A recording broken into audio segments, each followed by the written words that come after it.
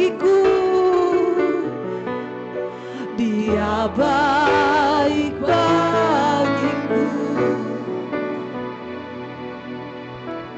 Terima kasih Tuhan Yesus, kami berbangkah di dalam Engkau Tuhan. Engkau telah mengerjakan hal yang terbaik, terindah, termulia dalam hidup kami. Engkau telah membuat kami dapat diterima di pangkuan Tuhan, menjadi kesenangan bagi Tuhan. Kami yang seharusnya ada di dalam keadaan yang tidak layak untuk dipandang bahkan sebelah mata, tetapi kasih karunia Tuhan membuat kami dapat diterima, membuat kami dapat menerima bahkan talenta-talenta, karunia-karunia pelayanan dan segala kebaikan Tuhan. Maka Tuhan Yesus sertai hidup kami selalu, kawali kami selalu, karena kelemahan kami begitu banyak. Kadang kami tidak dapat menguasai pikiran dan hati kami. Maka Tuhan, kami perlu pengawalan Tuhan, perlu pengawalan Roh-Mu, supaya kami tetap ada di dalam kehendak Tuhan. Dan kami selalu memperjuangkan iman kami sampai kami menjadi tuayan Tuhan. Maka berkatilah ibadah ini Tuhan Yesus, menjadi ibadah yang membangunkan selalu, membangunkan iman kami, membangunkan kepekaan kami untuk mengiring Tuhan. Apa yang kami buat mungkin tampak secara manusia hanyalah sebagai satu hiburan, tapi di hadapan Tuhan kami melakukan kehendak Tuhan. Dan bahkan satu kehadiran Tuhan yang dilembagakan di dalam ibadah, di dalam gereja, hadirat Tuhan ada di dalamnya. Terima kasih Tuhan Yesus. Kami akan menyimak firman-Mu. Berikan kami penerangan, berikan kami hati yang memahami, karena pikiran Tuhanlah yang kami sedang perselidiki, perkataan Tuhanlah yang sedang kami dengarkan. Maka tanpa Roh-Mu kami mungkin jauh dari pemahaman yang benar. Kami perlu Roh-Mu supaya pemahaman kami sesuai dengan kehendak Allah. Dan karena itulah kami bertumbuh dengan baik. Urapi hamba-Mu Tuhan, dan kami akan mendengar firman-Mu dalam nama Tuhan Yesus Kristus. Haleluya. Amin. Haleluya. Puji Tuhan. Haleluya, puji Tuhan. Ya, sekarang kita ada di Yosua pasal yang ke-7. Di dalam Yosua pasal 7, kita akan melihat tentang berbaliknya Tuhan dari perhimpunan umat Tuhan ini oleh satu kesalahan. Kesalahan yang bisa dibilang kecil, tapi pada akhirnya ya tidak bisa dibilang kecil. Ibarat nila setitik, rusaklah susu satu tangki, saudaranya. Jangankan cuma satu drum, ya. Kalau sudah nila setitik, itu susu sebanyak apapun tetap rusak saja. Maka begitulah perilaku dari seorang Israel, seorang umat Tuhan, yang telah mengakibatkan celaka kepada banyak orang. Satu dosa menyebabkan kehilangan atau kerugian dari banyak orang. Prinsip ini sebenarnya sudah cukup lama, saudara, sudah cukup tua diperkenalkan di dalam Alkitab. Ya, dari tema kejatuhan manusia di dalam dosa pertama kali.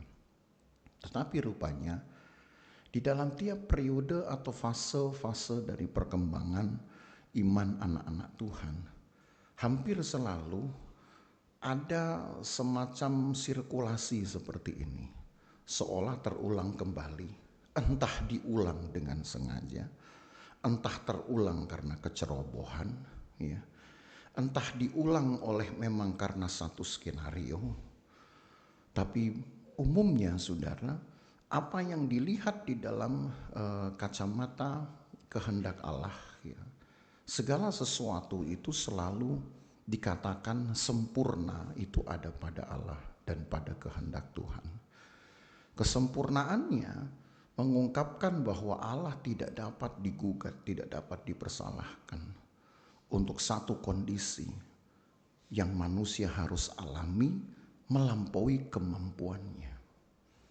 Karena satu sisi ketika manusia sudah tidak dapat lagi memenuhi kehendak Allah karena dianggap melampaui kemampuannya, harusnya pada manusia itu ada yang disebut dengan kepasrahan atau kebergantungan. Bukan kemudian lepas tangan. Nah, banyaknya seringkali ketika manusia merasa ada ketidakmampuan untuk melakukan kehendak Allah itu, kita cenderung lepas tangan. Kita anggap, ya Tuhan, Engkau kan mulia. Kami ini hanyalah debu saja. Dan alasan-alasan itu terus dibangun, saudara. Bukan untuk menguntungkan kita sebenarnya. Tapi justru malah memperburuk hidup kita. Tidak mengubah apapun pada posisi Allah. Tapi yang ada justru malah merugikan manusia itu sendiri. Padahal kemampuan-kemampuan itu sebenarnya ada di dalam diri manusia ketika manusia mulai menunjukkan apa yang disebut dengan kepasrahan atau kebergantungan. Persis seperti yang Paulus kemudian katakan, di saat aku lemah disitulah aku kuat. Kekuatan Tuhan itu justru baru datang ketika manusia menyadari tidak ada lagi tempat dari kemampuannya untuk dapat diandalkan. Sebab kalau manusia mendapat sedikit saja kesempatan untuk melakukan kehendak Allah atas nama kemampuannya, manusia itu cepat sekali jumawa. Cepat sekali dia sombong. Oh, itu karena bisanya saya. Itu karena pengalaman saya. Itu karena saya sudah lebih lama masuk iman. Saya sudah lebih lama sebagai pejuang iman. Dan hal itu, saudara, akan lambat laun, ya. Entah disadari atau tidak, tapi saya rasa seharusnya disadari oleh manusia itu. Itu akan menjauhkan dia dengan Tuhannya, ya, akan menjauhkan dia dengan Tuhannya, sekaligus akan memperkuat kelemahannya bahwa memang saya tidak bisa. Bukankah Allah tahu? Kalau saudara ingat khotbah saya 3 minggu yang lalu, saya bawa dari Mazmur 103. Bukankah firman Tuhan menulis, Allah tahu kita ini debu. Tahu di situ artinya apa? Maklum dia. Tapi taunya dia, maklumnya dia tidak berarti menjadikan manusia juga minta dimaklumi. Oh, Tuhan tahu kok kita ini lemah. Ya sudah, kalau kita lemah apa boleh buat? Ya beginilah kita. Tidak begitu, ya. Permakluman itu hanya sebatas strukturnya saja. Apa itu strukturnya? Keadaan manusia, kondisi manusia. Tapi lemahnya itu tidak boleh merusak mentalitas dan kerohanian manusia. Hanya strukturnya saja. Manusia memang lemah, strukturnya kita lemah, maka kita perlu tidur kalau kita sudah lelah. Betul, saudara? Kita perlu makan kalau kita lapar.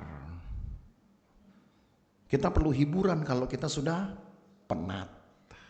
Betul tidak?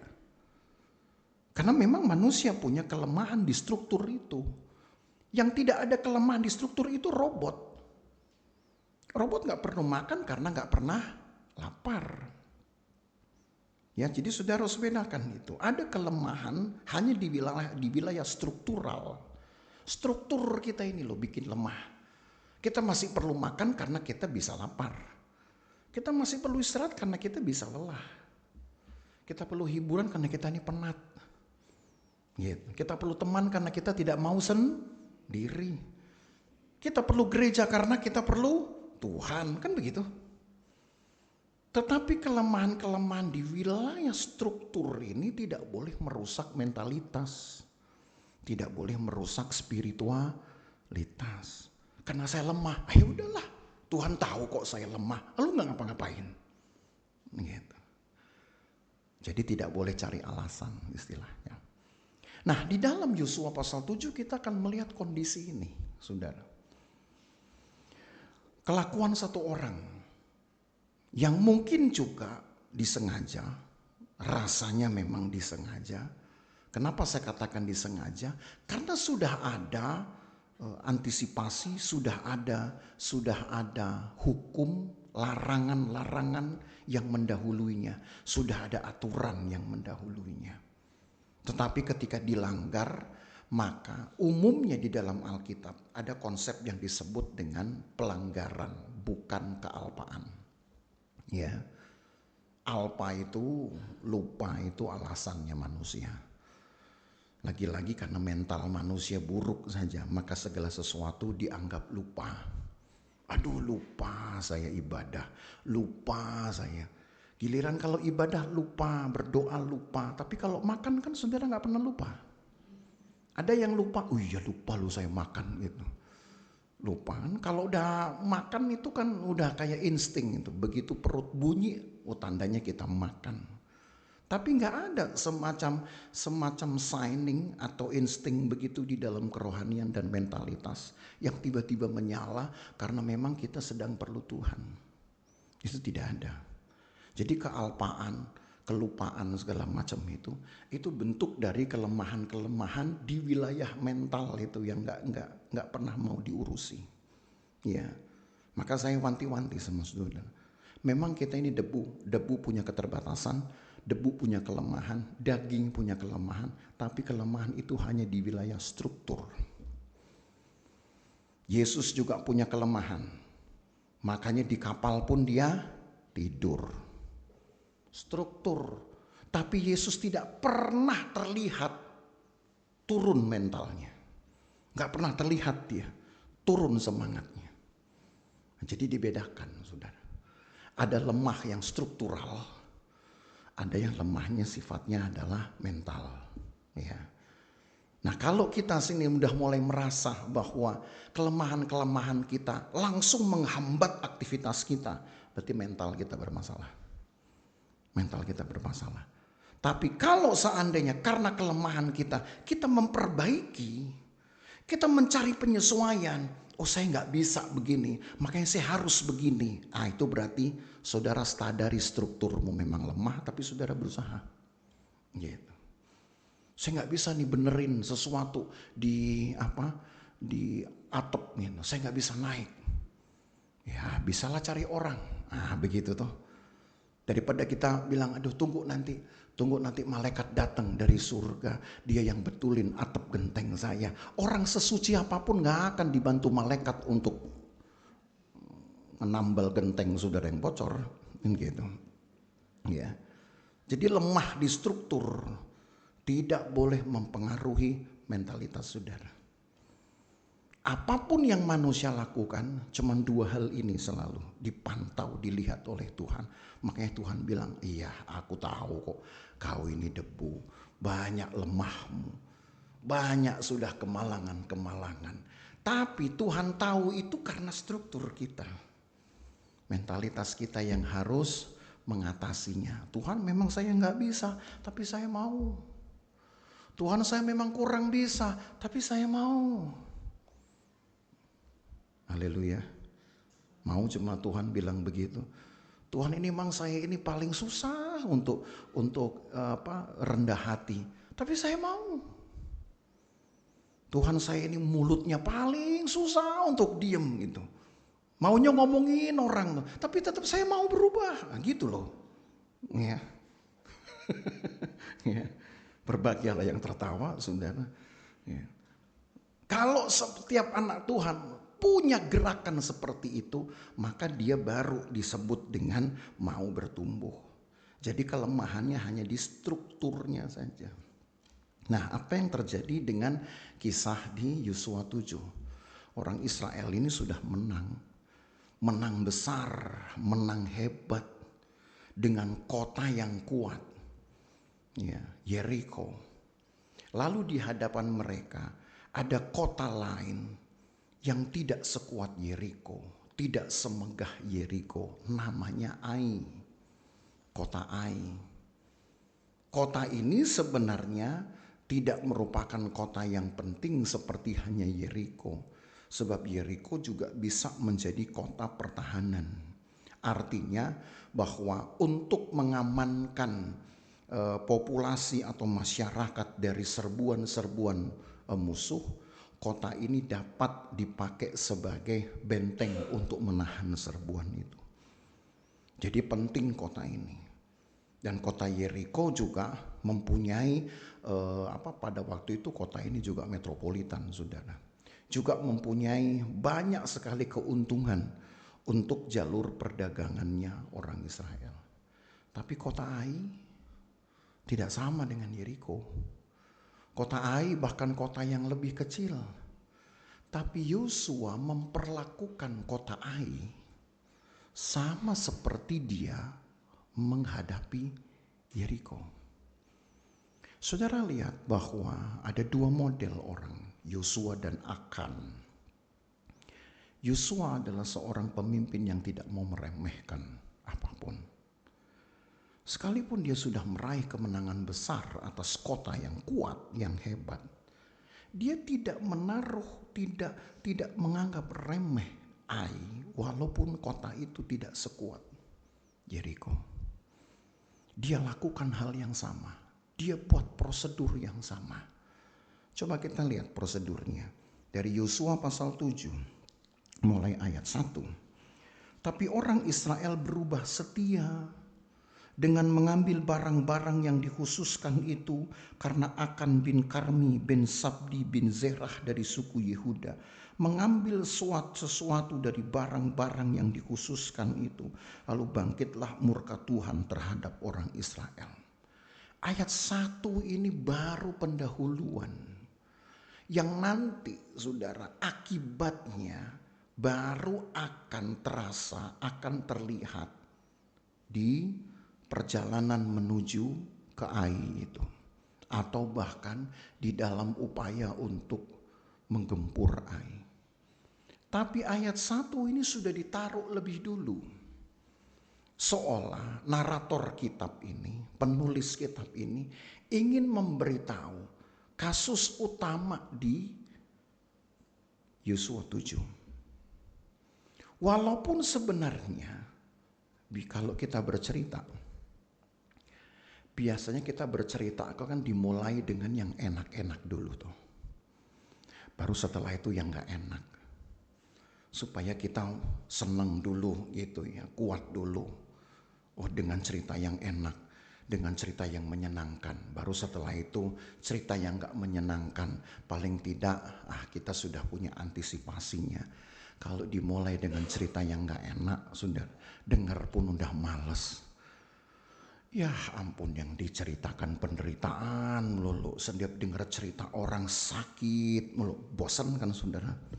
Coba sekali-sekali dengar cerita itu. Saya baru makan enak loh. Gitu. Saya baru minum enak loh. Habis itu saya tidur enak loh. Gitu. Oh, orang kan jadi pengen enak. Tapi saudara mulai dengan cerita yang gak enak, percayalah kuping saudara pun sudah tidak enak mendengarnya. Tetapi yang di dalam Yosua pasal 7 justru diceritakan awalnya itu gak enak dulu. Baru kemudian ayat 2 dimulailah cerita yang enak ini. Nah ini memang agak lain modelnya. Ada dua kasus, tetapi kasus di ayat 1 seolah itulah yang lebih utama. Walaupun bukan berarti hal yang kedua tidak utama. Apa hal kedua? Kita lihat ayat 2 ya. Yosua menyuruh orang dari Yeriko ke Ai yang letaknya dekat Bet Awen di sebelah timur Betel, dan berkata kepada mereka demikian, pergilah ke sana dan intailah negeri itu. Maka pergilah orang-orang itu ke sana dan mengintai kota Ai. Kemudian kembalilah mereka kepada Yosua dan berkata kepadanya, tidak usah seluruh bangsa itu pergi, biarlah hanya kira-kira 2 atau 3.000 orang pergi untuk menggempur Ai. Janganlah kau susahkan seluruh bangsa itu dengan berjalan ke sana, sebab orang-orang di sana sedikit saja. Maka berangkatlah kira-kira 3.000 orang dari bangsa itu ke sana, tapi mereka melarikan diri di depan orang-orang Ai. Sampai situ dulu. Apa yang Yosua buat, prosedurnya dibuat sama. Yosua pemimpin yang tidak takabur. Yosua tahu Ai itu kota kecil. Dan Yosua bisa mengukur bahwa kekuatan kota ini tidak akan memberatkan langkahnya untuk menguasainya. Beda seperti Yeriko, butuh 7 hari. Sudah gitu butuh 13 putaran. Gitu ya. Butuh effort yang besar antara menanti bergerak. Tapi saudara lihat prosedurnya dibuat sama. Yosua tetap kirim pengintai. Bapak Ibu Saudara, dari Yosua lah kita belajar. Ini cerita baiknya. Cuman sayangnya jadi nomor 2. Cerita baiknya adalah apapun yang kita anggap lawan, jangan kita rasa kita sudah bisa mengatasinya sebelum kita melakukan apa-apa. Karena biasanya lawan kita pun tahu, begitulah caranya mereka mengalahkan kita. Karena mereka gak akan pelajari lah, orang Kristen gak akan pelajari kelemahan-kelemahan dari kita ini orang-orang dunia. Gak akan pelajari, nanti gampang kita pengaruhi mereka. Lama-lama dari kuat menjadi sedikit lemah, lama-lama lemah. Dari punya ketahanan iman sehingga tidak ingin berbuat dosa, lama-lama diganggu, akhirnya mau ikut-ikutan berbuat dosa. Dan itu selalu menjadi masalah klasik di dalam gereja. Saudara, setan bisa kita tengking, tapi dosa tersembunyi gak bisa saudara tengking. Betul kan? Ya. Setan yang paling menakutkan pun, yang wajahnya merah misalkan gitu. Pernah lihat setan wajahnya merah? Itu setan lagi marah, saudara ya. Itu kita tengking bisa, saudara. Tapi kalau ada orang wajah merah, kita yang lari. Coba ya. Setan wajah merah kita tengking. Orang datang dengan berwajah merah. Kita udah lari, kita udah kabur, takut dia apa-apain. Kenapa? Gak bisa ditengking. Nah, mungkin jenis ini harus dilawan dengan doa dan puasa. Tapi begitu orang Kristen ini kadang-kadang lebih takut dengan yang tidak kelihatan. Yosua menempatkan dirinya sebagai seorang yang ingin mendahulukan Tuhan di dalam segala hal. Dia gak pandang musuhnya kuat atau lemah. Dia dahulukan Tuhan. Kalau dulu Yeriko dia mulai dengan pengintaian, Ai dia mulai dengan pengintaian. Prosedurnya sama. Idealnya hasilnya bagaimana? Idealnya hasilnya bagaimana? Baik dong. Karena Yosua tidak melakukan kesalahan. Yosua mendahulukan Tuhan. Yosua tidak terlihat jumawa di sini. Tidak ada kesombongan, hadapin Ai, udahlah Yeriko aja kita tumbangin, masa Ai. Cuman sekali lewat aja. Jangan-jangan debunya orang Israel lewat aja mereka udah tewas. Nggak ada kesombongan seperti itu. Bapak Ibu Saudara, dari Yosua kita belajar melangkah di dalam dunia ini yang kita lihat bukan bahaya, jangan dipikir tidak berpotensi bahaya. Ya. Jangan saudara pikir bahwa ini bukan bahaya. Tapi ternyata potensi bahayanya besar. Karena dunia ini bisa melakukan apa saja dan merubah dirinya. Bisa mentransformasi rupa wajah mereka. Bahkan kitab Yakobus berkata, sekarang setan pun bisa berubah jadi malaikat terang. Itu Alkitab loh yang bilang. Dari mana saudara tahu kalau itu setan? Kalau tadi saya bilang ada setan berwajah merah, saudara langsung tengking. Tapi begitu setannya kemudian sudah pakai lipstick, rok mini, misalkan begitu, ya, atau mungkin pakai jas, pakai dasi, gitu. Ini setannya udah, orang Jawa bilang udah maca, tahu maca, udah berdandan dia. Maka bisa saja saudara, apa yang kita anggap bukan bahaya, kita sudah mulai masuk di dalam pusaran bahaya. Yosua telah memulai langkahnya dengan benar. Berbuat sesuatu, cobalah, biasakan untuk tanya kepada Tuhan. Walaupun mungkin setelah saudara melakukannya, saudara nggak segera mendapat suara. Jangan nanti kemudian saudara tunggu, seolah saudara harus mendapatkan suara jawaban konfirmasi.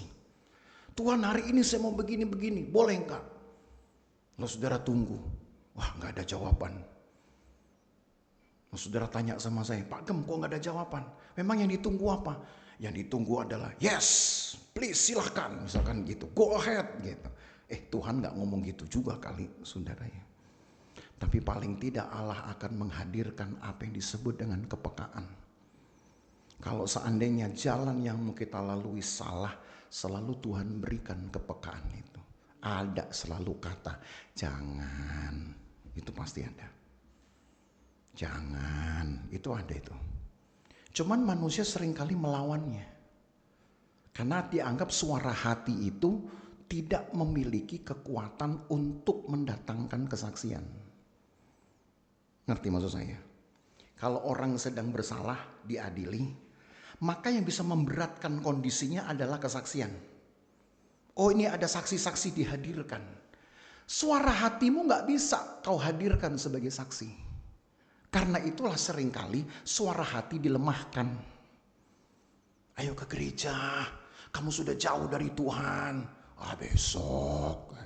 Besok masih ada gereja, itu gereja gak pindah tempat juga.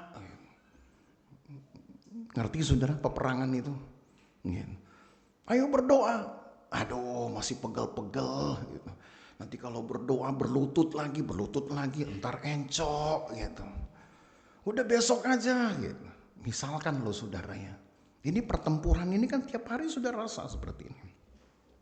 Suara hati, itulah jawaban Tuhan sebetulnya. Nah, apa yang Yosua lakukan itu prinsipnya sudah betul. Apapun yang berhadapan dengan dia tanya Tuhan. Dengan cara apa? Pengintai. Laporan pengintai itu akan dia konfirmasi sebagai suara Tuhan. Kalau jangan. Karena dia udah belajar ketika bosnya dulu yang namanya Musa juga melakukan hal yang sama. Mengirimkan ada 12 pengintai. Betul tuh? Ingat cerita itu kan? Kan dia belajar dari bosnya dulu. Mengirimkan 12 pengintai ke Kanaan. Padahal perjalanan orang Israel masih 38 tahun loh itu sebenarnya. Sudah dikirim pengintai.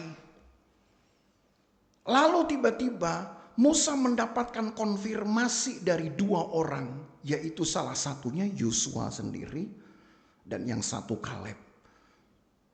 Musa dapat informasi, oh Tuhan akan menyerahkan daerah ini untuk kita.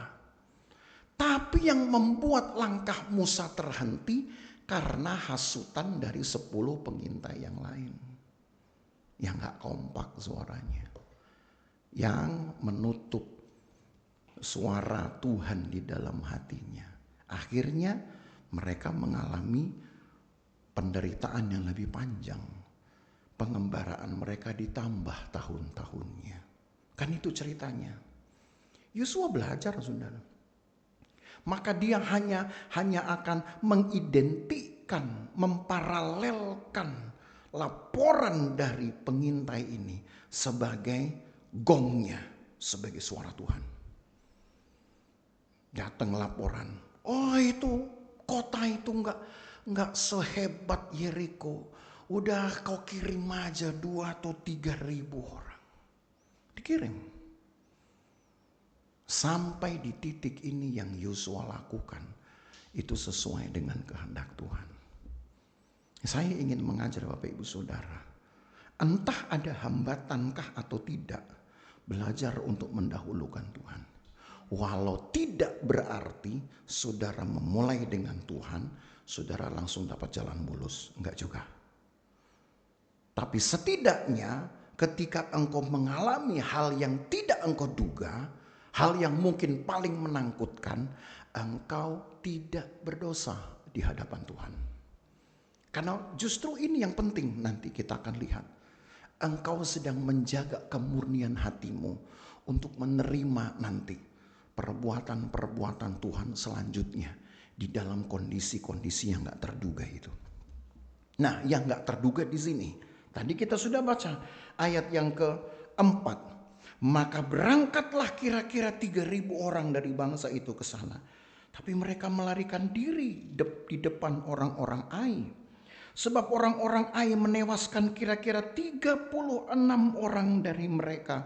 Orang-orang Israel itu dikejar dari depan pintu gerbang kota sampai ke Shebarim dan dipukul kalah di lereng. Lalu tawarlah hati bangsa itu amat sangat.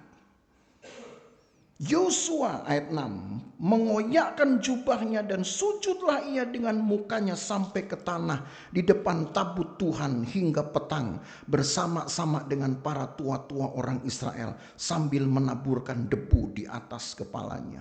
Dan berkatalah Yosua, "Ah Tuhan Allah, mengapa engkau menyuruh bangsa ini menyeberang sungai Yordan supaya kami diserahkan kepada orang Amori untuk dibinasakan? Lebih baik kalau kami putuskan tadinya untuk tinggal di seberang sungai Yordan itu. Oh Tuhan, apakah yang akan kukatakan setelah orang Israel lari membelakangi musuhnya? Apabila hal itu terdengar oleh karena Kanaan dan seluruh penduduk negeri ini, maka mereka akan mengepung kami dan melenyapkan nama kami dari bumi ini. Dan apakah yang akan kau lakukan untuk memulihkan namamu yang besar itu?" Rusak saudara perbuatan kemegahan mereka di hari sebelumnya atas kemenangan Yeriko. Rusak ibarat tadi nilai setitik, rusak susu 1 tangki tadi. Yosua mengoyakkan pakaiannya, jubahnya. Di mana salahnya? Saya memulai dengan Tuhan. Saya memulai dengan prosedur yang sama. Kok ini justru dengan kekuatan musuh yang lebih kecil saya kalah. Padahal yang dimatiin itu cuma 36 orang loh saudara. Tapi kalau dibanding dengan di Yeriko gak ada satupun yang mati.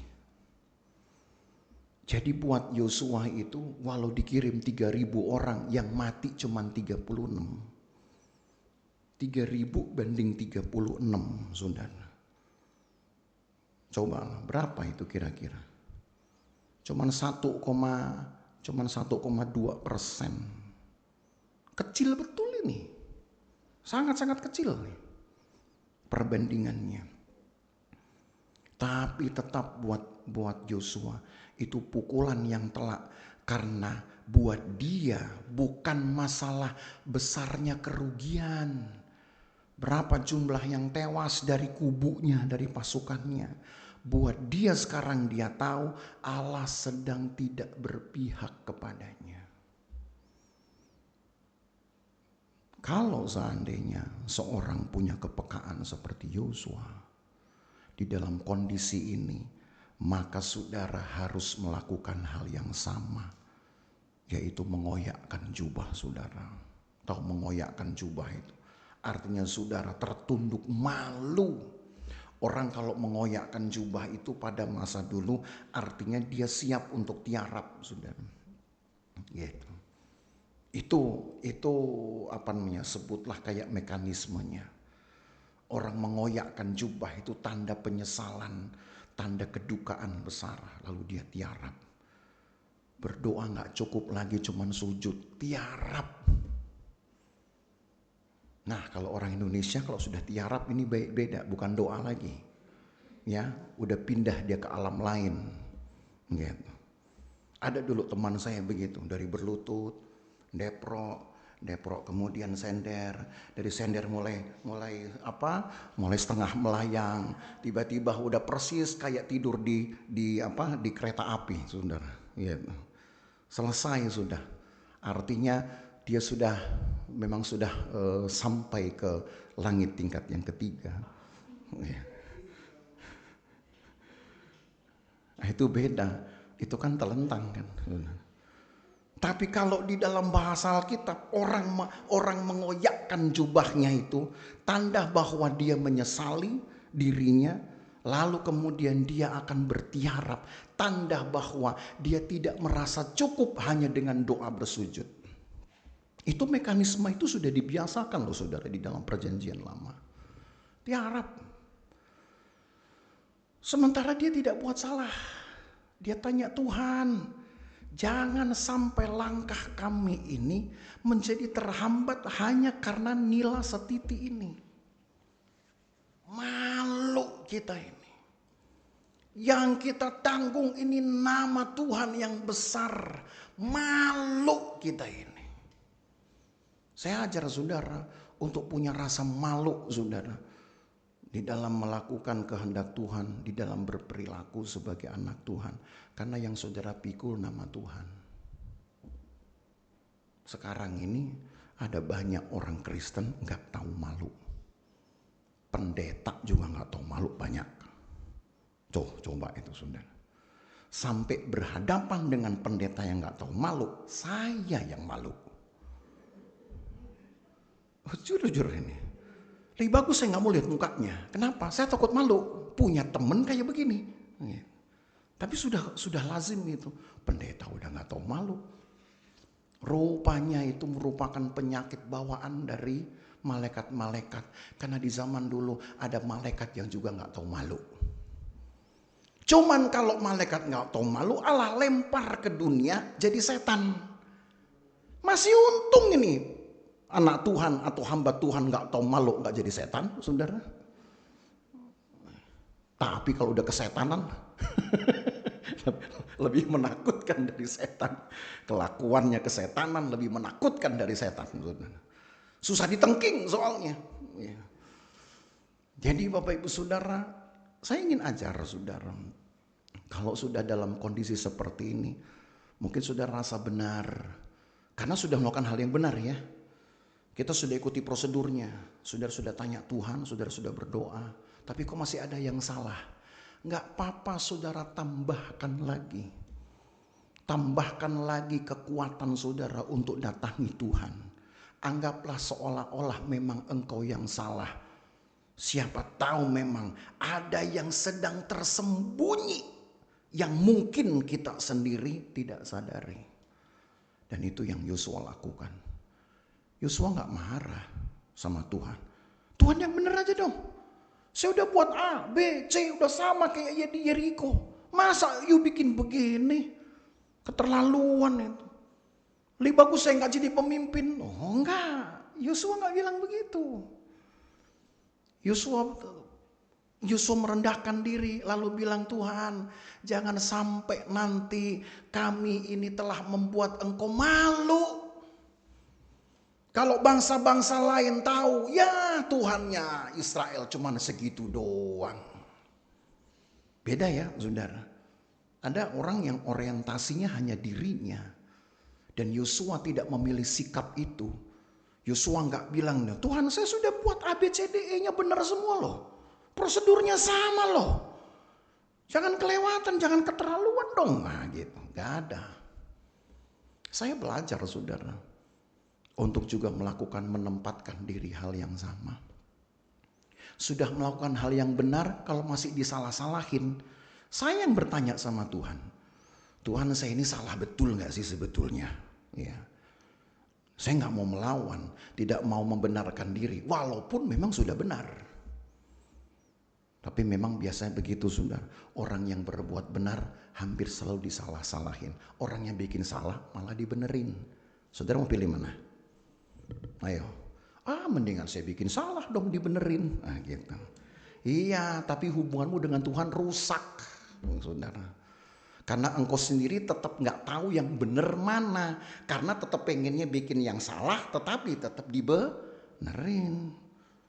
Kalau saudara ingin hubunganmu dengan Tuhan benar, lakukan yang benar. Walaupun karena lakukan benar, engkau masih disalah-salahin, nggak apa-apa. Tujuannya adalah supaya saudara sering berhubungan dengan Tuhan. Saudara sering berhubungan dengan Tuhan. Saya kalau sudah begitu nggak pernah saya cerita sama istri saya pun nggak pernah saya cerita. Ada hal yang nggak pernah saya cerita. Nanti begitu dia dengar dari saya sekian minggu, sekian bulan kemudian, kok kamu nggak cerita? Saya bilang emang harus ya. Saya bilang, saya cerita ke Tuhan saya dulu deh. Gitu. Habis belum tentu saya cerita ke kamu bisa kasih jawaban. Paling cuma bisa ngajak hiburan, ngajak ngopi bareng, kan begitu. Tapi ngasih jawaban belum tentu. Saya tanya Tuhan saya dulu. Nanti baru kalau pas sudah ada waktu cerita, baru dia heran. Kamu baru cerita. Saya kan punya Tuhan, saudara. Dan semua yang saya sedang rasakan, lebih bagus Tuhan dulu yang tahu. Tuhan dulu yang tahu. Nanti kalau sudah mulai ada titik terang, Tuhan bela, baru saya cerita. Supaya apa? Supaya saya membebaskan diri dari bantuan orang. Saya gak bikin susah orang, gak mau saya. Tapi kalau karena hal itu saya cuma datangi Tuhan, saya percaya Tuhan saya gak pernah susah gara-gara saya ceritain kesusahan saya. Gak susah kok dia. Makanya saudara jangan takut saudara bikin susah Tuhan. Tuhan itu susah kalau saudara berubah setia. Tapi kalau saudara banyak masalah, ceritain ke dia. Karena Alkitab berkata dalam kitab Ibrani pasal 9, Yesus ini mau mendengar semua keluh kesah. Tapi kadang jemaat Tuhan yang jaim, cerita gak mau. Tapi ceritain orang nomor 1. Nah itu. Cerita dirimu ke Tuhan kau tahan-tahan. Cerita orang lain kau sebar-sebar. Astagfirullahaladzim. Jangan ya. Jemaat Losuman gak boleh begitu. Setuju? Gak boleh. Jadi mulai dengan langkah ini. Yosua tanya kepada Tuhannya. Apa yang terjadi? Prosedurku sudah benar. Maka sekarang Tuhan jawab. Ayat yang ke-10. Lalu berfirmanlah Tuhan kepada Yosua, bangun, mengapa engkau sujud demikian? Orang Israel telah berbuat dosa, mereka melanggar perjanjianku yang kuperintahkan kepada mereka. Mereka mengambil sesuatu dari barang-barang yang dikhususkan itu. Mereka mencurinya, mereka menyembunyikannya, dan mereka menaruhnya di antara barang-barang. Ada rupanya satu orang yang nyuri, saudara. Dan yang nyuri itu siapa? Kembali ke ayat 1. Nah, kan sudah diceritakan di ayat 1. Kita balik ke ayat 1 ya. Tapi orang Israel berubah setia dengan mengambil barang-barang yang dikhususkan itu. Karena Akan, itu kelakuannya satu orang loh saudara. Akan bin Karni bin Zabdi bin Zerah dari suku Yehuda mengambil sesuatu dari barang-barang yang dikhususkan itu. Lalu bangkitlah murka Tuhan terhadap orang Israel. Barang yang dikhususkan ini yang kemudian disimpan tadi, yang kemudian ditaruh di antara barang-barang pribadinya. Yang tadi di ayat yang ke-11. Apa ya barang-barang yang dikhususkan itu? Saudara pernah sudah mendengar ketika kita masuk di pasal yang ke-5 tentang apa yang disebut dalam Alkitab kategori herem. Dari kata herem lah kemudian kita kenal kata haram. Haram itu artinya barang-barang yang tidak boleh dipakai manusia. Hanya boleh disimpan untuk Tuhan. Walaupun mungkin juga nggak dia papain juga secara fisik. Tapi ditaruh saja di situ. Tuhan berkata, kalau saudara ingat pada waktu mereka menyerang Yeriko, Tuhan sudah berfirman kepada Yosua, nanti ada barang-barang tertentu yang setelah engkau ambil, engkau jarah, tidak boleh kau bagi-bagikan kepada orang Israel. Tapi bawa itu, nanti kau taruhlah itu kemudian di rumah Tuhan. Zaman dulu, zamannya Yosua belum ada rumah Tuhan, saudara. Tapi sudah dibiasakan satu tempat yang nanti akan dibuat itu di Betel. Gitu. Awalnya baru berupa tenda, nanti kemudian menjadi satu rumah. Disitulah awal nanti dari markasnya imam-imam, termasuk Yosua juga tinggal di situ. Sampai nanti di zaman Samuel juga tinggal di situ. Sebelum nanti orang Israel punya bait Allah. Nah, itu ada ceritanya. Ya. Tapi yang disebut dengan tempat Tuhan itu ya tempat itu yang hanya ditinggali oleh pemimpinnya. Entah oleh Yosua, nanti kemudian di masa-masa berikutnya oleh para hakim-hakim, masa berikutnya lagi oleh Samuel, gitu ya. Sampai nanti kemudian orang Israel punya bait Allah yang dibangun oleh Salomo. Nah, di rumah Tuhan itu, apa yang Tuhan tentukan sebagai barang kudus, barang khusus, sama itu sebenarnya pengertiannya. Atau herem, itu hanya boleh diambil lalu taruh di sana.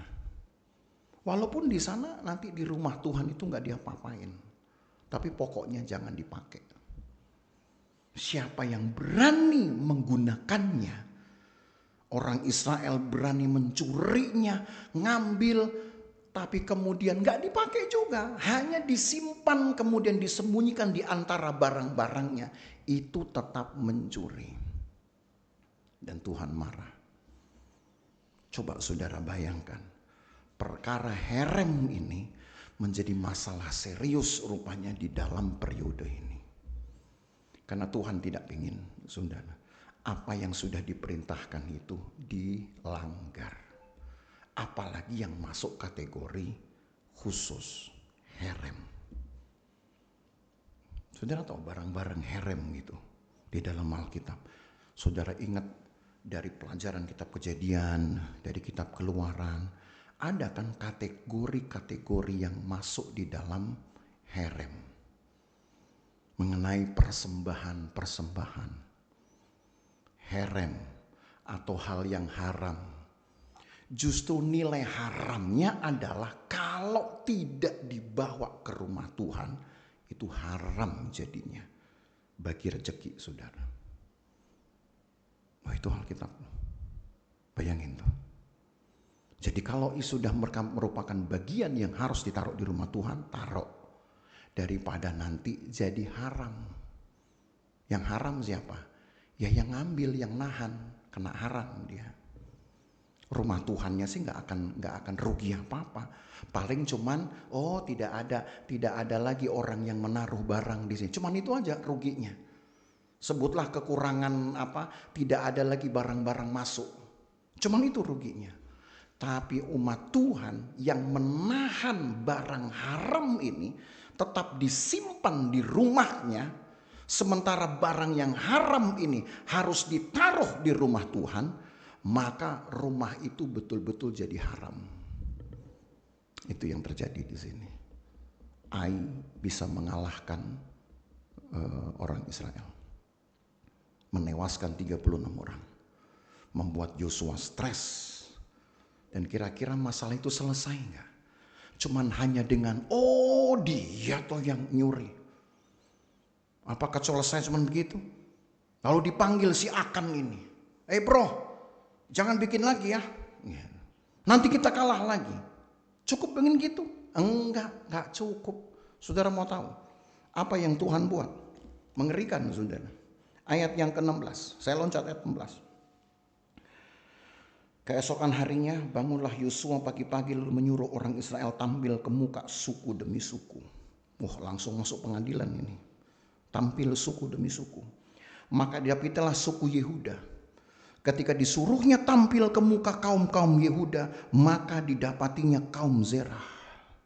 Ketika didapatinya kaum Zerah, ketika disuruhnya tampil ke muka kaum Zerah seorang demi seorang, maka didapatilah Zabdi. Jadi urutan ini per keluarga. Ketika disuruh keluar, orang itu tampil ke muka, seorang demi seorang. Maka didapatilah Akan bin Karmi bin Sabdi bin Zerah dari suku Yehuda. Berkatalah Yosua kepada Akan, anakku, hormatilah Tuhan Allah Israel dan mengakulah di hadapannya. Katakan kepadaku apa yang kau perbuat. Jangan sembunyikan kepadaku.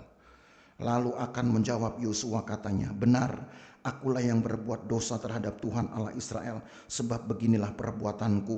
Aku melihat di antara barang-barang jarahan itu jubah yang indah. Jubah yang indah. Apalagi buatan Sinear 200 sikal perak dan sebatang emas yang 50 sikal beratnya. Aku mengingininya, maka aku ambil. Semua itu disembunyikan di dalam kemahku dalam tanah, dan perak itu di bawah sekali. Ternyata orang nimbun harta di tanah itu udah perilaku perjanjian lama ya. Makanya kalau ada di koran-koran, di detik.com, di viral, ada orang nyimpen uang di dalam tanah, itu udah Alkitab polanya ternyata.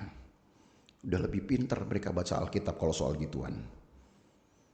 Di bawah tanah ditaruh. Yosua tahu gak sih? Karena Tuhan bilang, kumpulin orang Israel. Nanti aku kasih tahu suku mana yang menyimpan dosa. Tuhan kasih lihat, Tuhan kasih dengar di Yosua, tuh suku Yehuda. Itu ada lampu Urim Tumimnya. Ketika Yehuda maju, Yosua suruh lain minggir. Oke, sekarang dari Yehuda maju satu persatu sekarang, puak per puak, kepala keluarga per kepala keluarga. Begitu nanti kepala keluarga Zerah maju, menyala lampu Urim Tumim. Nah, pada keluarga ini nih ada dosa. Yosua suruh lagi minggir yang lain. Oke, sekarang dari puak-puak Zerah ini, marilah maju seorang demi seorang. Dari mulai urutan bapak. Lahir bapak dulu siapa? Maka didapatilah Zabdi. Itu urutannya kan. Dari Sabdi inilah kemudian saudara, karena Sabdi itu hanya punya 5 anak. Maka ketika satu persatu maju, yang bernama Akan ketika maju, menyalalah lampu Urim Tumim. Tuhan bilang sama Yosua, nih ini orangnya. Kira-kira menurut saudara, Yosua sudah tahu belum apa dosanya? Di dalam Alkitab itu, orang-orang perjanjian lama punya apa yang disebut dengan miswah. Ilham tentang sesuatu yang Allah buka. Tahu dia. Tetapi Allah tetap minta konfirmasi. Orang ini harus ngomong jujur. Saudara lihat polanya itu dari Adam dan Hawa. Waktu Adam dan Hawa bikin dosa. Tuhan datang berkunjung. Mereka ngapain? Sembunyi. Lalu Tuhan bilang, hai Adam, di mana engkau? Emang Tuhan nggak tahu mereka sembunyi di mana? Tuhan tuh maha tahu, sudah pakai sembunyi. Tua gapat mana jupan lalu, gitu sembunyi. Gitu. Hai Adam, di mana engkau? Gitu. Kami sembunyi Tuhan. Iya, gue tahu. Cuman lu sembunyi kenapa? Itu yang saya pengen tahu. Tuhan itu maha tahu, saudara. Tapi kita seringkali masih bisa merasa main petak umpet dengan Tuhan. Itu polanya. Maka di sini sama. Orang-orang PL itu punya sesuatu kemampuan tadi yang saya sebut tadi itu. Allah berikan itu. Tahu dia. Yosua sebenarnya tahu.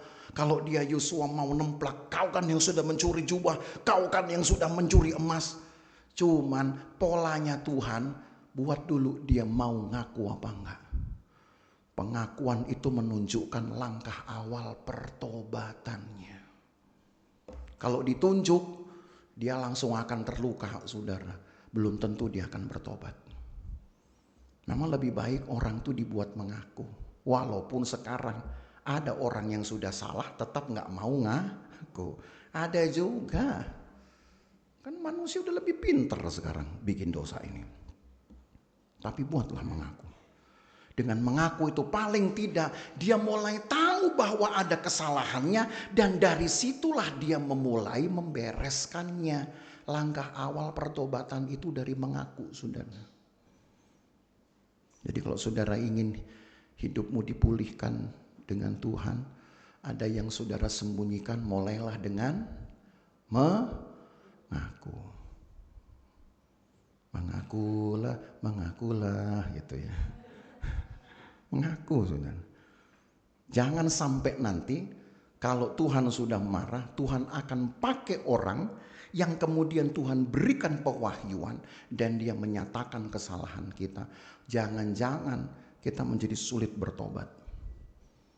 Karena kita sudah kemudian dibuat terhukum sendiri dengan rasa bersalah. Mengaku itu lebih baik ternyata. Oh, akan mengaku dia. Saya simpan karena saya pengen. Penyakit manusia itu adalah ingin. Ingin kalau mendapatkan sendiri masih bagus. Tapi kalau ingin dengan cara merebut milik orang, hati-hati saudaranya. Maka kalau saudara lagi ingin, aduh yang satu sana bisa pegang HP, mereknya bagus, ada HP bisa dilipat, kan gitu. Nanti mau datang lagi HP dilipat jadi 4 saudara, ya. Lama-lama dilipat-lipat jadi kecil, jadi kayak kartu nama bisa di kantong, saudara pengen, gitu. Lalu kemudian awalnya minjem, habis minjem kemudian pura-pura lupa. Habis pinjam pura-pura lupa, kabur. Aduh, susahnya. Datang lagi ke pendeta, ke gembala. Pak Gemu apa? Barang saya dipinjam nggak pulang-pulang. Itu hati-hati saudara. Kan akan bilang karena ingin. Inginnya itulah kelemahan kita. Tapi bukan kelemahan struktur. Ingin itu kelemahan mental tadi. Kelemahan struktur itu cuman capek, lapar, sakit. Tapi yang namanya kelemahan mental itu saudara harus bisa bersihkan. Kelemahan struktur itu biar Tuhan yang mampukan saudara. Gak bisa kok saudara upayakan. Daging itu rapuh itu ya memang begitu. Tapi nanti Tuhan yang akan kuatkan. Tapi mentalitas saudara itu loh. Makanya saya ajar. Supaya apa yang saudara ingin, nyatakan dulu keinginanmu kepada Tuhan. Itu dulu. Tuhan saya itu pengen. Saya pengen Tuhan kasih saya sepeda roda 2. Gitu misal. Karena enak bisa pergi kemana-mana. Ya berdoalah dan bekerjalah. Nanti kalau saudara kemudian rasa, aduh kalau sepeda cuman goes capek. Saya pengen dong roda 2 tapi sudah pakai mesin, ada mesinnya. Pertama mesin jahit dulu kali ya. Itu baru motor. Nanti begitu kita pengen kalau boleh sekarang dong yang rodanya jangan 2 lagi, yang ada yang ada tutupnya supaya kalau hujan nggak kebasahan, ya. Kalau misalkan kemarau tidak kepanasan, ya Tuhan kasihlah naik roda 3 bajai, kan berarti ada tutupnya, kan begitu. Aduh Tuhan jangan bajai dong, kalau bajai saya cuma bisa bawa 2 orang. Sementara keluarga saya isinya itu 10 orang. Tuhan kasih pickup, ya kan? Gitu, bisa bawa 1 RT kalau perlu di belakang. Mintalah saudara sama Tuhan. Lalu ketika saudara sudah minta kepada Tuhan, Tuhan akan kerjakan di dalam hatimu satu kepekaan itu respon. Apa itu? Berusahalah, kerjalah, lakukanlah kebenaran. Jangan mengambil barang yang sudah dikhususkan. Ya saya ajar jemaatnya. Apapun yang sudah menjadi milik Tuhan, yang Tuhan sudah bilang bawa ke rumah Tuhan, jangan kau tahan lagi ya. Nanti makin susah hidup kita. Makin seret berkatnya. Dan rumah Tuhan tidak akan menambahkan apa-apa. Gak akan rugi apa-apa juga. Semua yang datang itu ke dalam rumah Tuhan, habisnya itu ya untuk rumah Tuhan. Oh ya, kan saudara bapak ibu saudara kan bisa lihat, setiap kali masuk gereja ada yang baru. Wah kita udah punya TV loh sekarang, gitu ya. Ini TV ini jangan-jangan nanti ada lagi di sebelahnya. Tahun depan TV ini udah kayak layar lagi misalkan. Jangan-jangan 2 tahun lagi udah kayak bioskop lagi, misalkan begitu. Emang sudah pikir dari mana? Fotokopi duitnya? Gitu, datang sendiri dia. Iya datang memang, kadang ada orang yang nganterin gitu. Tapi itu adalah bagian yang memang harus ada di dalam rumah Tuhan. Gitu. Bukan karena kemudian kita menang lotre, ya, ikut arisan, ya, walaupun arisan RT juga ada. Ya. Arisan RT paling berapa sih arisan RT? Bukan itu, saudara. Apa yang menjadi bagian untuk rumah Tuhan itu habisnya bukan untuk pribadi, ya untuk rumah Tuhan. Tapi supaya saudara tahu, oh ada bagian saudara di sana. Kan saudara bisa bersaksi, oh gerejanya bagus ya, oh iya karena jemaat diberkati, karena kami saling memberkati. Saudara bangga gak itu? Bangga gak? Bangga. Masa 10 tahun dari mulai masuk gereja masih nyewa, udah gitu kemudian dindingnya masih rapuh-rapuh, 10 tahun kemudian masih begini juga. Sementara rumah kontrakan saudara udah bagus-bagus, nanti ada teguran lagi loh firman Tuhan itu. Cuman kita belum nyampe di situ. Apa yang sudah diharamkan itu memang Allah izinkan supaya di dalam rumah Tuhan ada yang disebut nanti dengan kemajuan-kemajuannya. Supaya orang pada akhirnya lebih suka beribadah, lebih betah beribadah. Itu sudah merupakan kewajiban yang harus dipenuhi oleh anak Tuhan. Sebab yang mereka dapatkan lebih banyak saudara dari yang diberikan ke dalam rumah Tuhan itu. Lebih banyak. Saya nggak mau terangin lagi karena seingat saya kan pernah ya saudara sudah saya kasih hitungannya ketika kita belajar kitab bilangan gitu ya. Tentang persembahan-persembahan, sulung, persembahan persepuluhan gitu. Tapi kalau saudara lupa kita ulang kembali nanti gitu. Itu di kitab bilangan pernah kita bahas ya. Apa yang masuk di dalam bagian-bagian dari barang yang diharamkan Tuhan. Tidak boleh saudara pakai. Tapi percayalah kalau saudara nggak pakai, saudara langsung sisihkan itu kepada gereja, kepada rumah Tuhan, maka saudara akan menikmati bagian yang lebih besar pada hari-hari besoknya. Kalau enggak, maka Tuhan tutup pintu berkatnya. Langsung dosa akan dirasa kerugiannya untuk seluruh orang Israel. Kemenangan yang harusnya sudah di ujung jari, sudah batal. Makan mati 36 orang. Matinya 36 orang oleh karena ada nafsu rakusnya akan di sini. Lalu apa yang Tuhan buat? Saya selesaikan ceritanya saudara. Masih di Yosua pasal 7 ayat yang ke-22. Lalu Yosua menyuruh orang segera pergi ke kemah itu. Dan sesungguhnya semua yang disembunyikan dalam kemah akan dan perak itu di bawah sekali. Maka mereka mengambil semua itu dari dalam kemah, lalu membawanya kepada Yosua dan kepada semua orang Israel dan mencurahkannya di hadapan Tuhan. Kemudian Yosua beserta seluruh Israel mengambil akan bin Serah dan perak, jubah dan emas sebatang itu, anak-anak yang laki-laki dan perempuan, lembu, keledai, kambing, domba, kemah dan segala kepunyaannya. Lalu semua itu dibawa ke lembah Akor. Berkatalah Yosua, seperti engkau mencelakakan kami, maka Tuhan pun mencelakakan engkau pada hari ini. Lalu seluruh Israel melontari dia dengan batu. Semuanya dibakar dengan api dan dilempari dengan batu. Sesudah itu didirikannya di atas satu timbunan batu yang besar yang masih ada sampai sekarang. Lalu surutlah murka Tuhan yang bernyala-nyala itu. Oleh sebab itu nama tempat itu sampai sekarang disebut sebagai lembah Akor. Tahu artinya lembah pembantaian, lembah penghakiman, lembah Akor.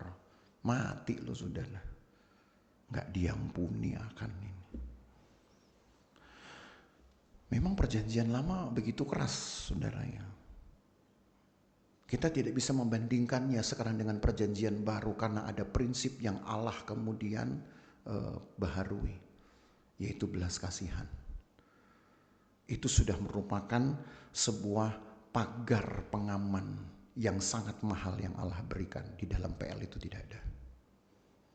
Tapi kalau seandainya Allah tarik kembali belas kasihan ini atau kasih karunia ini, maka berarti kita gereja Tuhan akan kembali kepada pola perjanjian lama. Saudara tahan barang-barang haram, mati saudara. Mati. Mau mati? Nggak mau kan? Mati karena sakit, mungkin masih bisa ditangisin orang gitu. Masih bisa ada orang yang simpatik. Tapi kalau udah mati karena dihukum dan konyolnya karena mencuri. Kira-kira di di perjanjian baru polanya masih sempat bertahan nggak? Masih. Saudara ingat Anania Safira kan? Di dalam Kisah Rasul pasal 5. Polanya masih sama, itu padahal udah PB. Udah perjanjian baru. Petrus bilang, ada yang kau sembunyikan bro, katanya. Oh enggak, sudah semua ini saya bawa. Enggak, ada yang kau sembunyikan tuh. Kalau Tuhan sudah kasih tahu saudara kepada hamba Tuhan itu tandanya udah sinyal yang boleh dikatakan hampir nyaris telat.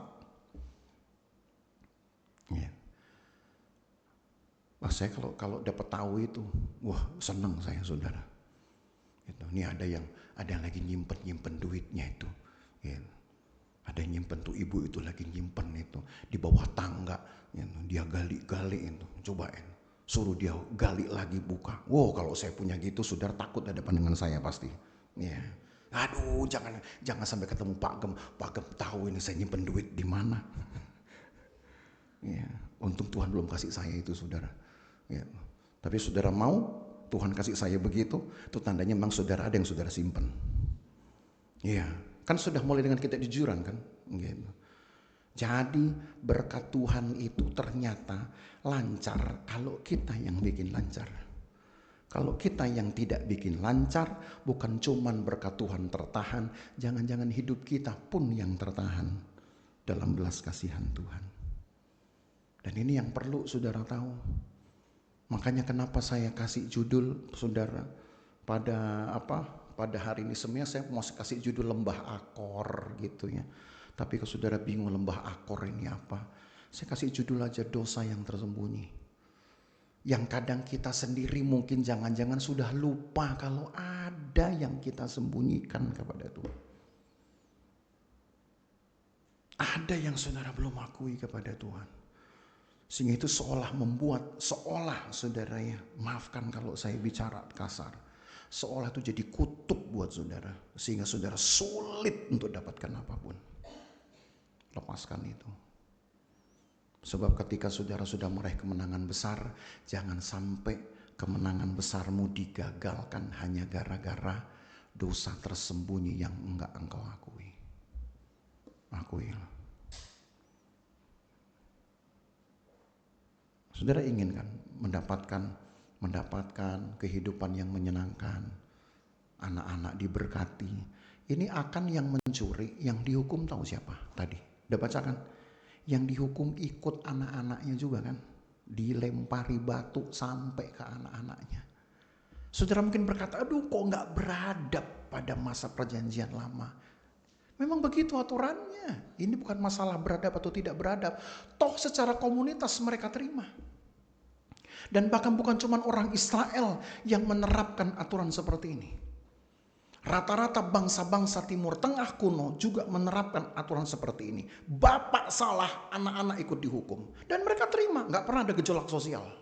Gak pernah. Sekarang aja atas nama hak asasi ada gejolak sosial. Atas nama kesetaraan ada demo. Gitu. Yang salah pimpinan maka rakyat gak boleh ikut salah. Zaman dulu itu adem-adem saudara. Orang itu terima apapun konsekuensi hukum. Karena memang kedekatan seseorang dengan Tuhan itu masih begitu tinggi. Presisinya masih tinggi. Sekarang longgarnya banyak. Banyak longgarnya. Apalagi ketika Tuhan sudah menerapkan belas kasihannya. Ya gak apa-apalah engkau berdosa, aku cuman elus-elus dada. Lalu kemudian di sorga Tuhan bilang, ya Bapa, bagi orang itu darahku sudah kutumpahkan. Tuhan bilang, ya sudah it's okay, mari kita kasih kesempatan. Tapi ini kasih kesempatan gak nyadar-nyadar. Celaka gak itu saudara? Dan baru nyadarnya keburu Tuhan mau datang. Jadi kadang saya mikir, saya ini punya banyak perenungan. Apalagi saya seorang teolog, seorang dosen. Kadang saya sampai merenungkan, Tuhan lebih bagus kau cabut aja belas kasihan itu. Bikin manusia terlena. Bikin Nina bobo. Kayak PL lebih bagus. Begitu ada eksekusi takut semua orang. Gak mau bikin lagi. Tapi kan saya gak bisa ngatur Tuhan. Tuhan yang punya mau itu. Tapi kalau belas kasihan Tuhan kita permainkan. Karena kita anggap bilang, Tuhan tuh baik. Baik betul dia. Panjang sabar dia. Panjang betul dia sabarnya. Maka saudara, kita yang akan jadi sulit untuk berubah. Jadi Alkitab ini sebenarnya mengajarkan kita untuk kembali kepada prinsip. Walaupun sekarang, di masa sekarang ada belas kasihan Tuhan yang bisa memberi engkau kesempatan berulang kali. Tapi jangan kau pakai kesempatan itu untuk memperkuat kelemahan mental saudara. Ingat ini, kelemahan mentalmu sembuhkan sendiri. Tapi kalau lemah strukturmu, Tuhan yang kuatkan nanti. Engkau lemah, engkau capek, Tuhan kasih kuat. Kadang pernah saudara untuk satu hal, satu tugas, saya hanya tidur 2 jam bahkan kurang. Saya bilang, Tuhan jangan sampai saya sempoyongan. Tuhan kasih kekuatan saudara. Walaupun setelah selesai itu saya ambruk betul. Iya gak apa-apa, yang penting udah selesai. Itu tandanya kelemahan struktur tuh. Ambruk saya, tidur udah sekali tidur bisa 6 jam, 7 jam. Ya, tapi tetap bangun saudara ya. Sebab yang saya takutkan kalau sekali tidur gak bangun-bangun, itu yang saya takut. Ya, tetap bangun. Tapi coba kalau kita buat sekarang dalam hidup kita apa yang kita suka, tapi Tuhan tidak menyukainya. Jadi kadang-kadang itu suka ada perenungan, Tuhan masih perlu gak sih belas kasihan Tuhan ini kau berikan. Karena makin banyak belas kasihan, manusia ini malah jadi kelewatan gitu. Mau hati malah dikasih hati maunya. Begitu. Kira-kira saudara tahu itu ya. Makin Maria anak-anak Tuhan, jemaat Tuhan. Ya, saya selalu ajar saudara. Kenapa? Saya ajar saudara itu dengan firman Tuhan serius. Ya, serius kan. Maka saya kalau belum dapat sesuatu yang serius saya tidak mau beri. Ya. Saudara tahu kalau saya pergi kemanapun Tuhan izinkan saya khotbah dimanapun, itu saya tinggal pakai khotbah itu dari sini. Ini khotbah pertama selalu di sini, kan gitu. Makanya Bugem selalu suka ikut begitu. Suka cari, kadang dari pagi nggak nemu sampai sore, ya bilang nggak apa-apa. Memang begitulah belajar. Asiknya belajar itu adalah kalau untuk satu ayat, saudara, saya butuh waktu 2-3 hari untuk paham. Begitu saya khotbahkan kepada saudara 10 menit, saudara gak bilang amin juga. Aduh sedih bener aja kiranya saudara. Udah 2-3 hari saya cari ilham itu, saya sampaikan sama saudara 10 menit, saudara bengong aja begitu. Pak Gem ngomong apa ini? Tapi itulah kebahagiaan saudara ya. Tuhan izinkan untuk memahami firman Tuhan itu gak mudah loh kadang-kadang. Butuh waktu berhari-hari. Tapi ketika menyampaikannya kepada jemaat, lo jemaat bisa memahaminya. Cukup hanya dengan satu jam saja misalkan. Ya. Itu saja sudah merupakan kebahagiaan. Kalau mau bikin adil harusnya 1 ayat saya 3 hari. Saudara mesti dengar khotbah saya 3 hari nih. Gitu ya. Berani? Gak pulang kita. Maka Bapak Ibu Saudara ingatlah ini, kemenangan itu sebetulnya hanya sudah merupakan sebuah pengalaman yang berlanjut. Tapi bisa tertahan hanya dengan masalah kecil saja. Bukan karena musuhmu lebih besar loh. Ini Ai lebih kecil. Tapi yang membuat kemenangan tertunda karena engkau sedang menyembunyikan dosamu di hadapan Tuhan. Jadi kalau saudara ingin hidup saudara terus baik, terus menyenangkan, keluarga saudara merasakan hal yang sama.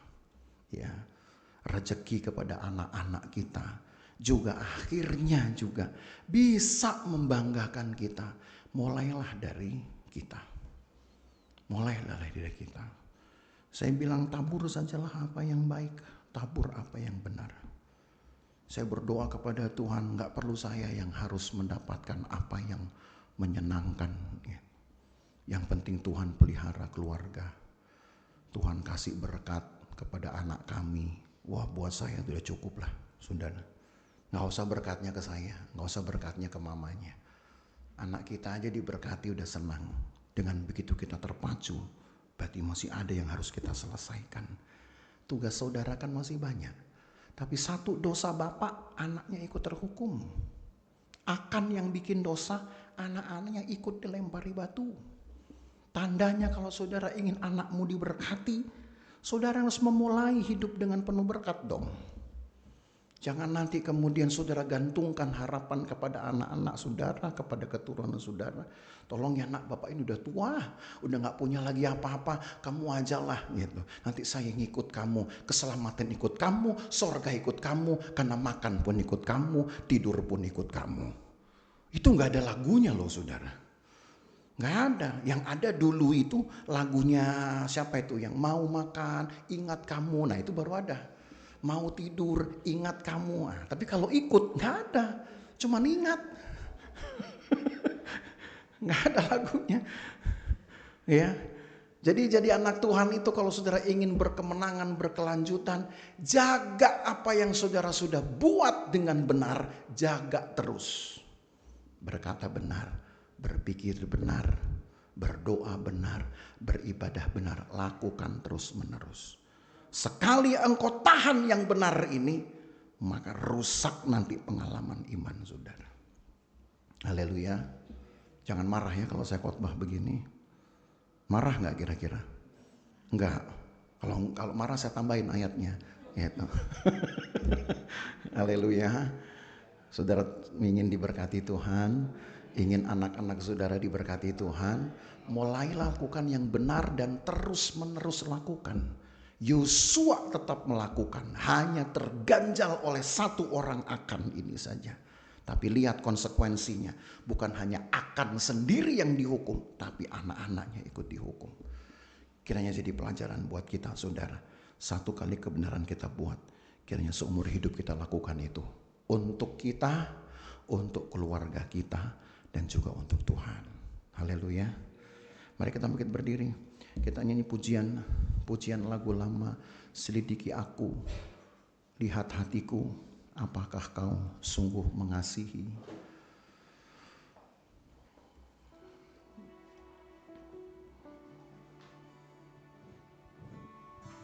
Ya, haleluya. Selidiki aku, lihat hatiku, apakah ku sungguh mengasihimu, Yesus, kau yang maha tahu, yang menilai hidupku, tak ada yang tersembunyi bagi. Selidiki aku, lihat hatiku, apakah ku sungguh mengasihimu, Yesus, kau yang maha tahu, yang menilai hidupku, tak ada yang tersembunyi bagimu. Telah kulihat kebaikanmu yang tak pernah habis di hidupku. Ku berjuang sampai akhirnya kau dapati aku tetap setia. Telah kulihat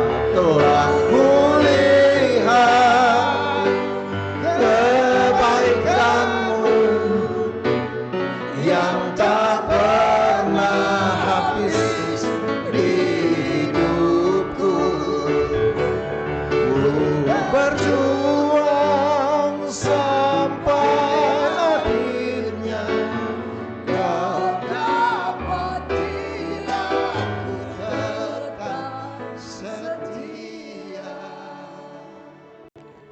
Jangan sampai kita berubah setia. Pasal 7 ini diawali justru dengan berita orang Israel telah berubah setia. Padahal yang berbuat dosa akan. Tapi mengapa orang Israel seolah-olah tertuduh tidak setia? Karena ayahnya Sabdi tahu akan itu mencuri, tapi tidak dilaporkannya. Zerah kakeknya tahu akan itu mencuri, tapi dibiarkannya. Suku Yehuda tahu bahwa satu dari anggota keluarga mereka mencuri, tapi mereka menyembunyikannya, merahasiakannya. Allah memandang bahwa setiap dosa yang disembunyikan tetap merupakan bentuk ketidaksetiaan kepada Tuhan. Ini masalah disiplin Bapak Ibu Saudara. Masalah disiplin. Disiplin rohani. Mungkin kita bilang Tuhan toh baik. Iya. Tapi kebaikan Allah bukan untuk kemudian dipermainkan. Kebaikan Allah seharusnya membuat kita disiplin. Jangan terlena dengan belas kasihan Tuhan yang masih mengampuni, yang masih memberi kesempatan. Lihatlah prinsip Alkitab tetap berjalan, tidak pernah berat sebelah. Yang salah selalu dihukum. Yang menabur akan menuai. Yang setia akan mendapat mahkota. Itu prinsip Alkitab. Kalaupun perjanjian baru memperkuat belas kasihan dan kemurahan Tuhan, itu untuk menambah motivasi umat Tuhan agar berlomba-lomba mengatasi kelemahan mentalnya, tapi bukan untuk dipermainkan. Catat baik-baik itu saudara. Belas kasihan Tuhan, kemurahan Tuhan lagi sekali harusnya mendatangkan motivasi bagi jemaat Tuhan untuk hidup lebih baik, bukan untuk dipermainkan. Bukan seolah kita merasa masih ada waktu untuk bisa berbuat dosa sekian kali lagi. Bukan itu. Prinsipnya tetap sama. Dosa tetap harus dihukum. Tapi pengakuan, kasih kemurahan itu akan memberikan kehidupan kepada kita. Maka berdoalah saudara. Kita ini memang lemah. Tapi bukan hanya lemah secara struktur, ada kelemahan mental mungkin. Disitulah PR kita untuk membereskannya. Ada firman Tuhan yang menjaga saudara.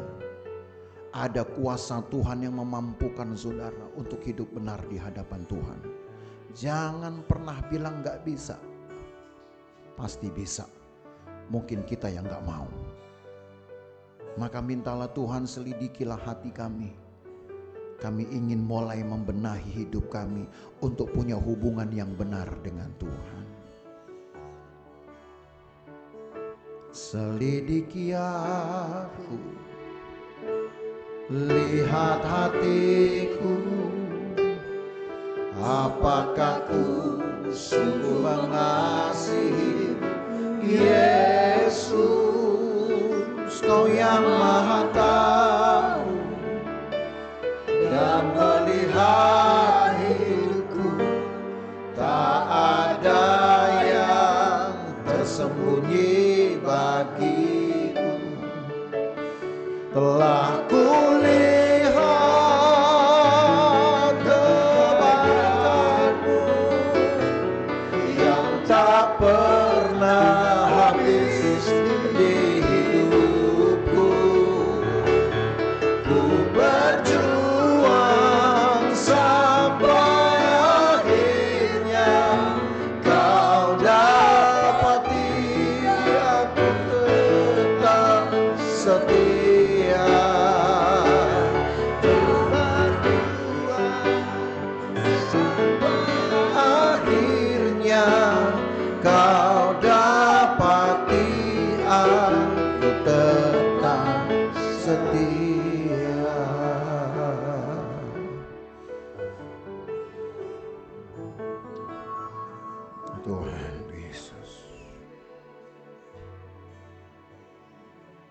Begitu kuatnya Engkau berfirman dalam hidup kami,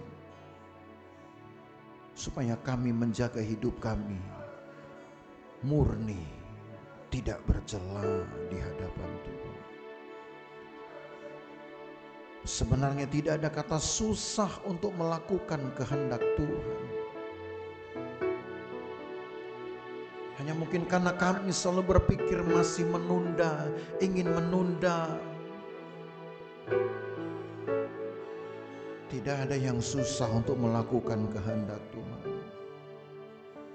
Kami ingin memulai sekarang, supaya hidup kami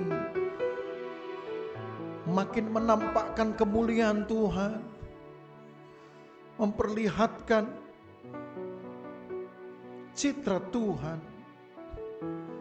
sebagai gambar Allah di dalam hidup kami. Dunia mungkin tidak pernah melihat Tuhan, kami pun sudah tidak pernah melihat Engkau. Tapi kalau dunia bisa melihat Tuhan dalam hidup kami lebih dulu dari kami melihat Tuhan, maka kami sudah menjadi saksi. Tuhan tolong umat-Mu, Tuhan tolong umat-Mu. Ampuni kami jika kami mempunyai dosa yang kami sembunyikan di hadapan Tuhan.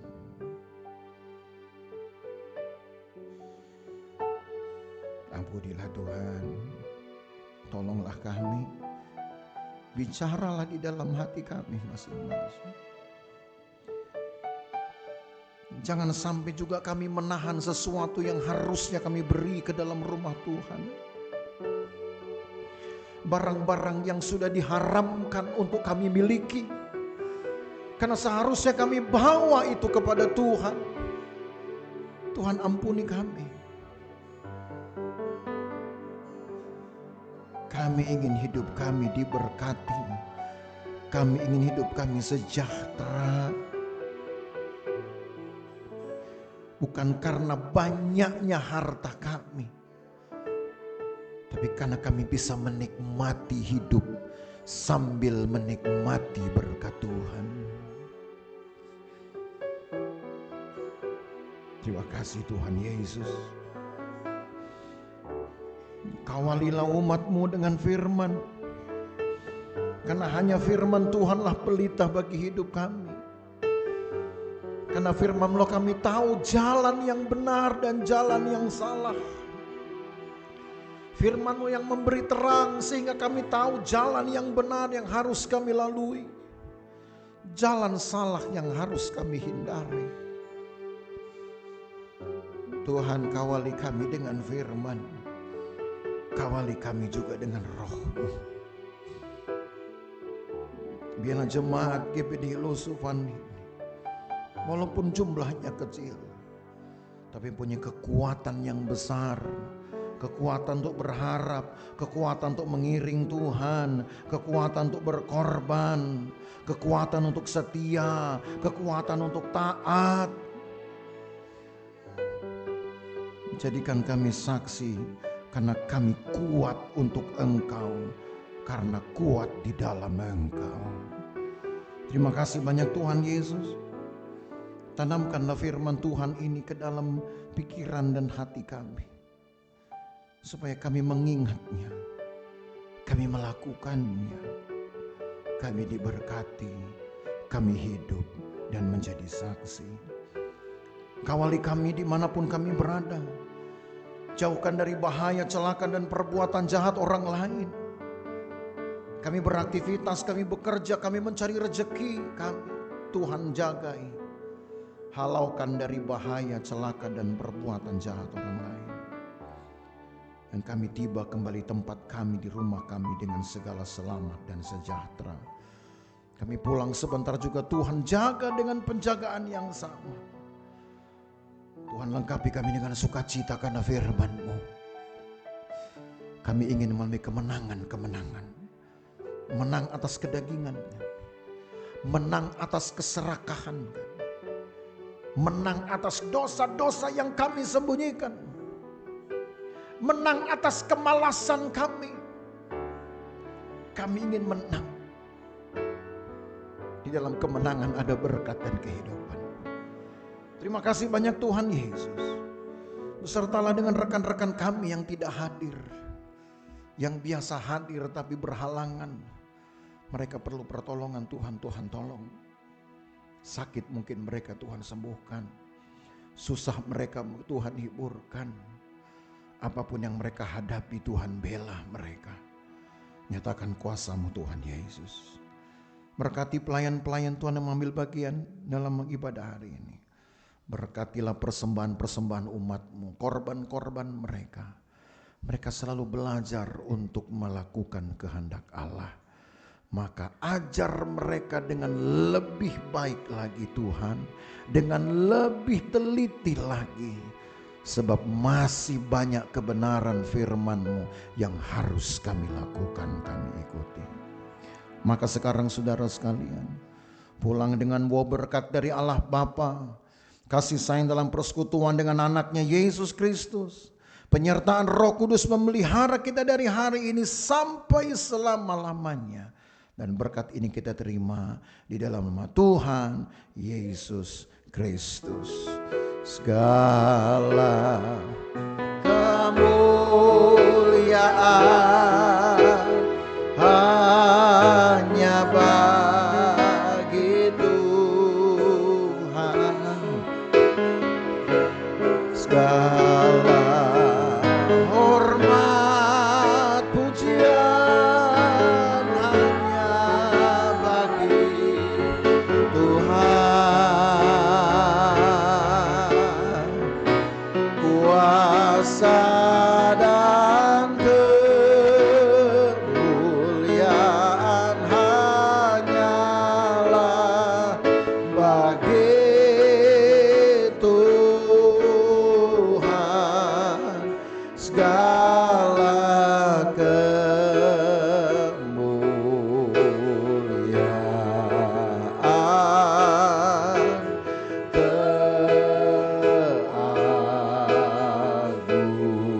keagungan, kejayaan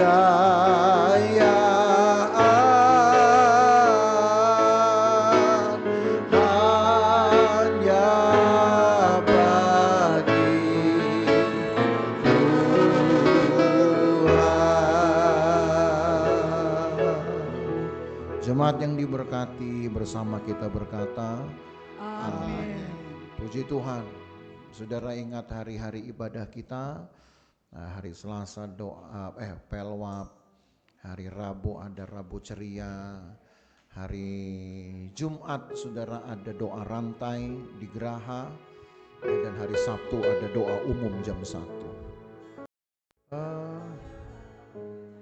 Ya, kalau yang doa